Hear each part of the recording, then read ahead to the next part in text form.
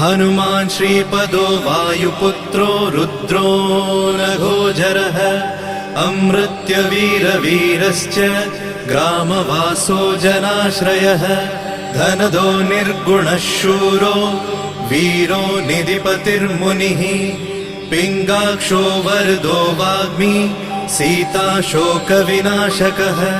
शिवः शर्वत्परो व्यक्तो व्यक्तो धराधरः पिङ्गकेशः पिङ्गरोमा श्रुतिगम्यः सनातनः अनादिर्भगवान् देवो विश्वहेतुर्जनाश्रयः आरोग्यकर्ता विश्वेशो विश्वनाथो हरीश्वरः भर्गो रामो रामभक्तः कल्याणप्रकृतिस्थिरः विश्वम्भरो विश्वमूर्तिर्विश्वरूपो